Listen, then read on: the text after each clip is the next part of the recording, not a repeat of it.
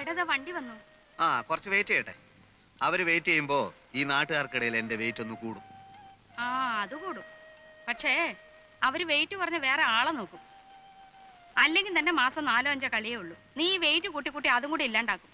എന്റെ അമ്മേ, മലയാള നാടക ലോകത്ത് എനിക്ക് പകരക്കാരനായി ഒരൊറ്റ ആളേ ഉള്ളൂ. ആരാ?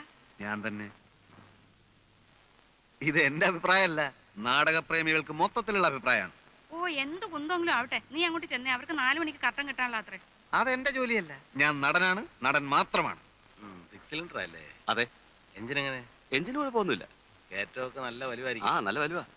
അതാ ഇവന്റെ ഒരു കണ്ടീഷൻ. ആ പ്രേമം വടക്കേമുറിയുടെ അച്ഛനല്ലേ? കണ്ടിട്ട് എന്ത് തോന്നുന്നു? നല്ല ചായ. ആ പണ്ട് മുതലേ കലാകാരന്മാരുടെ കുടുംബമാണ് ഞങ്ങളുടെ.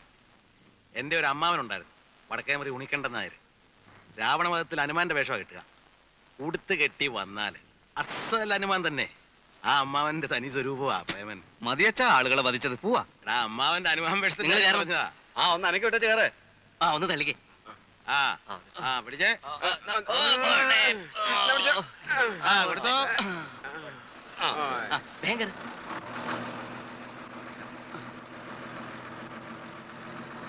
വരട്ടെ. ആ ആ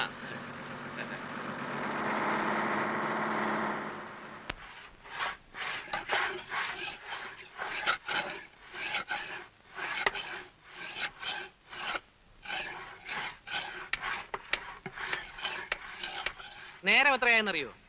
ഒരു 4-4:30 ആയി കാണും. അല്ല വാച്ചല്ലേ കയ്യെ കിടക്കുന്നേ? സമയം അറിയാൻ പാടില്ലാഞ്ഞിട്ടല്ല. ഈ ഉളി തേക്കാൻ തുടങ്ങിയിട്ട് നേരം എത്രയായെന്നാ ഞാൻ ചോദിച്ചത്. തേച്ച് ഉളി തീരാറായി. മേസ്ത്രി ഇത്രയും പേര് പണിഞ്ഞിട്ട് പണിയൊന്നും ആയില്ലെന്ന് പറഞ്ഞാ? ഒന്ന് വേഗം നോക്കണോ. നോക്കുന്നുണ്ട്. പണിയൊന്നും നടക്കുന്നില്ലെന്നേ ഉള്ളൂ.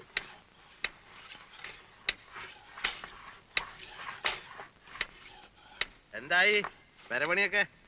എന്താവാനാ ശങ്കരേട്ടാ, ഇതിപ്പോഴും തീരുന്ന ലക്ഷണമില്ല. ആ രാവിലെ മുതൽ നാട്ടുകാര്യങ്ങൾ രാഷ്ട്രീയം പറിച്ചില്ലോ ഇവർക്ക് പ്രധാനം.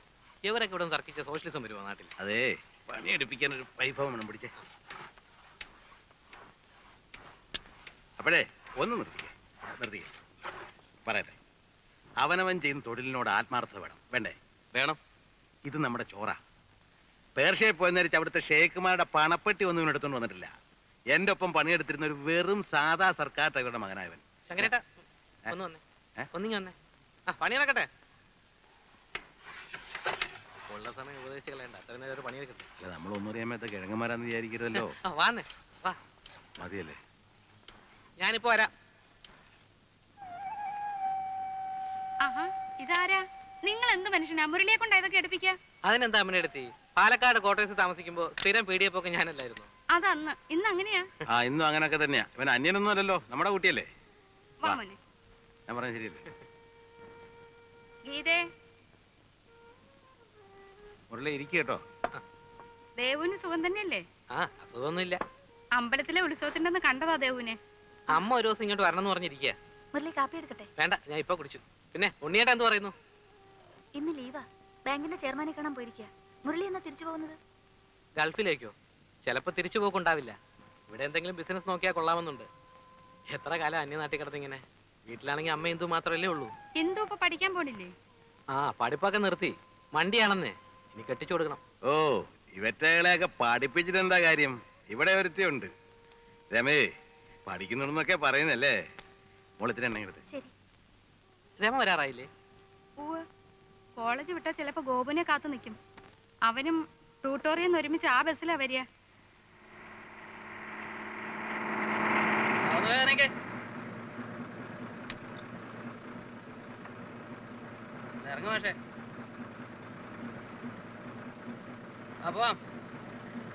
നിന്റെ പുറകെ നിന്നോട് എന്താ പറഞ്ഞത്? എനിക്കെങ്ങനെ അറിയാം? പോയി ചോദിക്കും.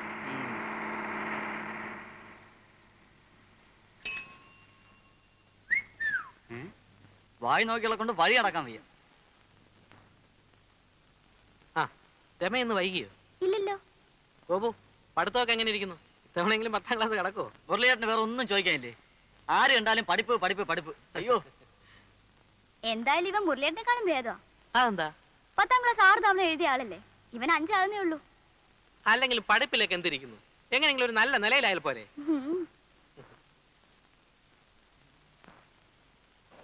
ഇവിടെ തന്നെ. ആ എത്രയായി? 10 രൂപ. 10 രൂപ? റെയിൽവേ സ്റ്റേഷൻ ഇവിടം വരെ 10 രൂപയോ? ഇത് എവിടുത്തെ കണക്കാ? എടോ ഇതിന്റെ മീറ്റർ എന്ന സാധനം ഇവിടെ. മീറ്റർ ഒന്നുമില്ല, 10 രൂപ. എടോ മീറ്റർ ഇല്ലാതെ വണ്ടി ഓടിക്കാൻ തന്നോട് ആരാ പറഞ്ഞേ? ന്യായമായ ചാർജ്. എനിക്കൂടെ തോന്നണ്ടേ? ഈ വണ്ടിക്ക് മീറ്റർ ഇല്ല എന്ന് എഴുതിയത് ഞാൻ കേറില്ലായിരുന്നല്ലോ. ഇങ്ങോട്ടാ. എടോ, എടോ. ഓ ഈ നാട് അടുത്തങ്ങ് നന്നാവുമെന്ന് ആരും പ്രതീക്ഷിക്കണ്ട. എന്തു പറ്റി? അച്ഛാ റെയിൽവേ സ്റ്റേഷനിൽ നിന്ന് ഇവിടം വരെ വരാൻ ഓട്ടോറിക്ഷയ്ക്ക് 10 രൂപ. 10 രൂപ ആകുമല്ലോ. 10 രൂപയോ? ഞാൻ നമ്പർ കുറിച്ച് വെച്ചിട്ടുണ്ട് ഓട്ടോറിക്ഷയുടെ. ഞാനൊന്ന് നോക്കട്ടെ. നീ എന്താ ഇന്നലെ വരാണ്ടിരുന്നേ? എന്റെ അമ്മ ഞാൻ എങ്ങനെ വരും? ആ ബസ് സ്റ്റാൻഡിൽ ചെന്നപ്പോ ബസ്സിന്റെ സമയം മാത്രം എഴുതി വെച്ചിട്ടുണ്ട്, ഒറ്റ ബസ്സില്ല. നേരെ റെയിൽവേ സ്റ്റേഷനിൽ പോയി. ഏതോ അമ്മമാരുടെ ബന്ധു കാരണം ഒറ്റ ട്രെയിൻ ഓടുന്നില്ല. പിന്നെ ഞാൻ എങ്ങനെ വരും? നിന്നെ കാണാണ്ട് അച്ഛൻ ഇന്നലെ രാത്രി ഉറങ്ങിയിട്ടില്ല ഉണ്ണിയെ. പോയ കാര്യം എന്തായി? അത് പ്രത്യേകിച്ച് പറയേണ്ട കാര്യമുണ്ട്. എടി എന്നെ കണ്ട ഉടനെ ചെയർമാൻ, എന്താ മിസ്റ്റർ കൃഷ്ണനുണ്ണി ഇന്നും വല്ല കംപ്ലൈൻസും ഉണ്ടോ എന്ന് ഞാൻ ശരിക്കും തട്ടി കൊടുത്തു. ഇവിടുത്തെ മാനേജർ ഉണ്ടല്ലോ, അവനൊരു പാഠം പഠിക്കും.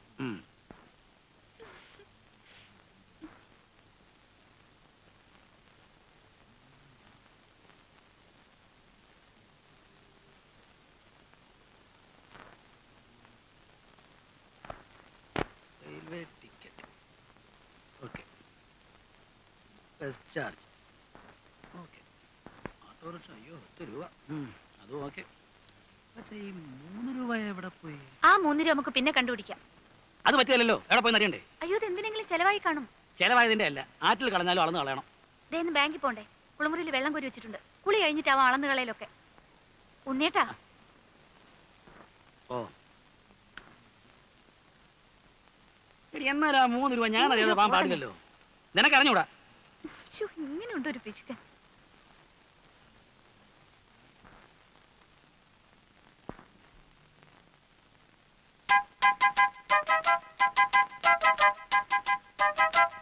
ഇവിടെ വാടാ, ഇങ്ങോട്ട് വാ. അവിടെ നിൽക്കാൻ. അമ്മേ അമ്മേ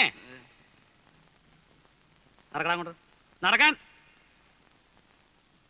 ദാ ഇത് കണ്ടോ, കുറെ നാളായി ഇവൻ ഈ പണി തുടങ്ങിയിട്ട്. എന്റെ ഈശ്വര, ഇതും തുടങ്ങിയോ? യവനെ ഇനിയിപ്പോ എന്താ ചെയ്യാ? അയ്യോ അമ്മ, ഇത് ഇന്നോ ഇന്നലെ തുടങ്ങിയതല്ല.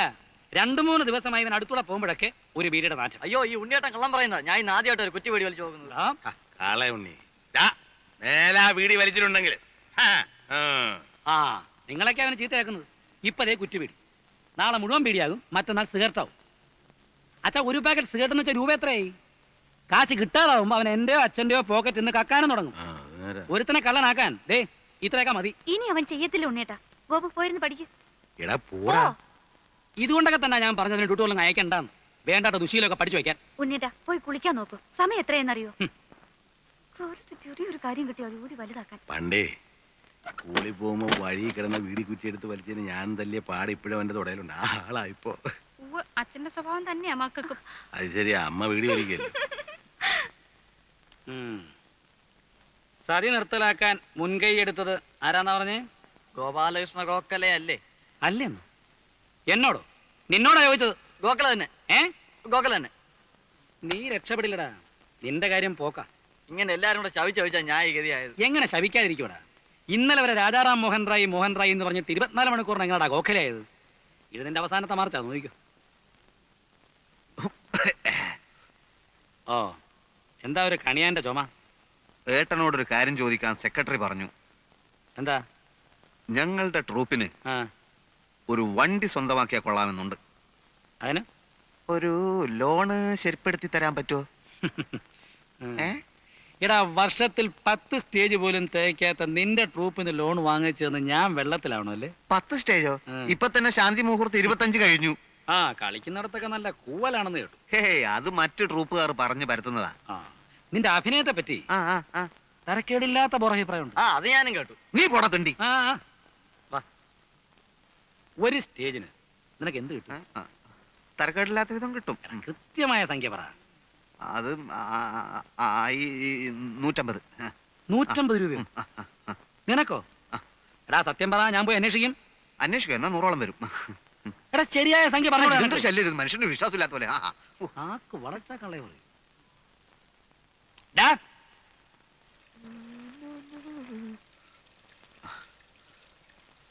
ഇതാമേ. വച്ചടാ, ഇവിടെ ഇപ്പൊ വലിയ അത്യാവശ്യമൊന്നുമില്ല. കുഴപ്പമില്ല, എന്റെ ആവശ്യത്തിനുള്ളതൊക്കെ ഞാൻ എടുത്തിട്ടുണ്ട്. അടുത്ത സീസൺ ആവട്ടെ, ഞാനിവിടെ ഒരു കലക്ക് കലക്കും. പല വലിയ സമിതിക്കാരും എന്നെ വിളിച്ചിട്ടുണ്ട്. മാസത്തിൽ 30 ദിവസവും കളിയുള്ളവര്. ഓ, മാസത്തിന് 30 ദിവസം ഉണ്ട്, എനിക്കറിയാം. നീ പോയി കുളിച്ചിട്ട് വന്നേ, എന്നിട്ട് എന്തെങ്കിലും കഴിക്കാൻ നോക്ക്. എന്റെ അമ്മയെ ഇന്നലെ വടകരയിൽ ഞങ്ങളെ നാടകം കാണാൻ ഒരു സിനിമാ പ്രൊഡ്യൂസർ ഉണ്ടായിരുന്നു. ഉം. ഭാവി എന്താന്ന് പറയാൻ പറ്റില്ലോ, ചിലപ്പോ എന്റെ ചിത്രവും ചുവരിന്റെ മേലെ വരും. പോടാ, പോയി കുളിക്കടാ.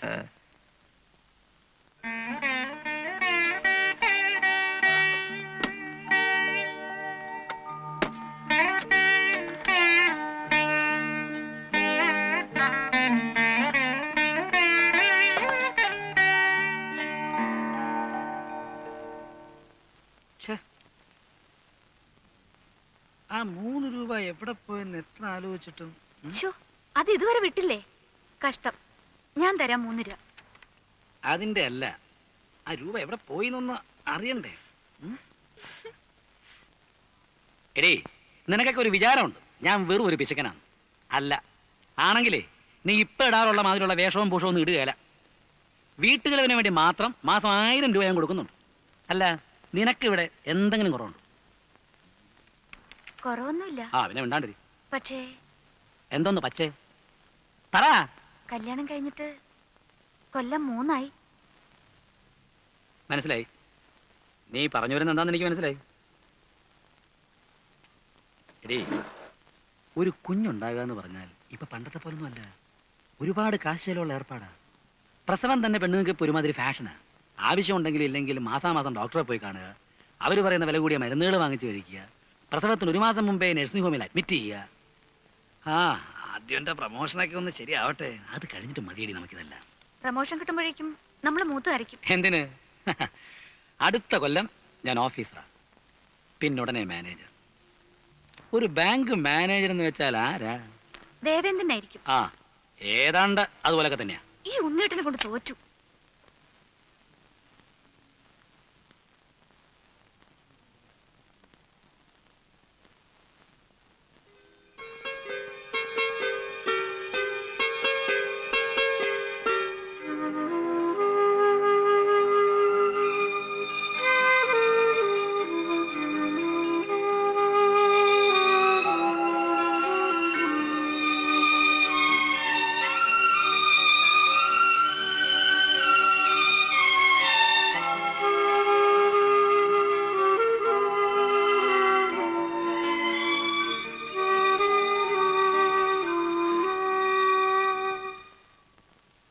എടീ,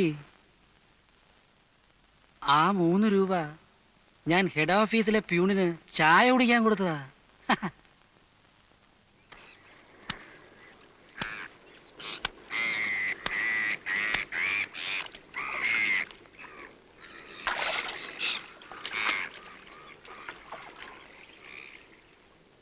ദാ അവിടെ ആ പുളിമരത്തിന്റെ ചോട്ടില് അധികാരിന്റെ മോള് വന്ന് നിൽക്കുന്ന പോലെ തോന്നുന്നു. അന്നൊക്കെ എത്ര ദൂരെ നിന്നാലും അവളുടെ കണ്ണിലെത്തി എന്റെ നെഞ്ചു പൊള്ളിക്കുമായിരുന്നു. ഭാനു അല്ലേ? അവക്കിപ്പോ കൊച്ചുങ്ങൾ 2 ആയി. ഞാൻ കണ്ടിരുന്നു. മനസ്സിലെ വിഗ്രഹം ഉടഞ്ഞു. പാവാടയും ധാവണിയും തന്നെ അവൾക്ക് ചേർച്ച. ആ ഗോപാലൻ കോൺസ്റ്റബിളിന്റെ മോള് വളർന്നു പോയോ? ഒരൊറ്റ എണ്ണത്തിന് നീ മറന്നിട്ടില്ല അല്ലേ? മരുഭൂമി കിടക്കുമ്പോ ഈ ഓർമ്മകളൊക്കെ അല്ലേടാ ആകെ ഒരു മരിപ്പച്ച. പിന്നെ നിന്റെ ട്രൂപ്പില് നല്ല പെൺകുട്ടികളൊക്കെ കാണുമായിരിക്കല്ലേ? എന്തിനാ? അല്ല, ഞാനൊരു നാടക ട്രൂപ്പ് തുടങ്ങട്ടെ. ഉദ്ദേശം? അത് എനിക്ക് അഭിനയിക്കണമെന്നുണ്ട്. പിന്നെ ഇനി എന്തെങ്കിലുമൊക്കെ ചെയ്യണ്ടേ? വേണ്ട വേണ്ട, ഗൾഫ് വിട്ടു വരുന്ന എല്ലാ മലയാളികളും ചെയ്യുന്നതൊക്കെ നീയും ചെയ്താൽ മതി കേട്ടാ. എന്ന് വെച്ചാൽ ഒരു കളർ ഫോട്ടോ സ്റ്റുഡിയോ അല്ലെങ്കിൽ ഒരു വീഡിയോ ഷോപ്പ്, ഇതൊക്കെ തന്നെ നീയും ചെയ്താൽ മതി. അഭിനയം എന്ന് പറയണത് അല്ലെങ്കിൽ നീ ഒരു കാര്യം ചെയ്യും, നീ ഒരു സിനിമ എടുക്ക്, എന്നെ നായകനാക്കിയിട്ട്. അങ്ങനെ തൊലയാൻ ഞാൻ തീരുമാനിച്ചിട്ടില്ല. എന്റെ അമ്മോ, മുങ്ങിയ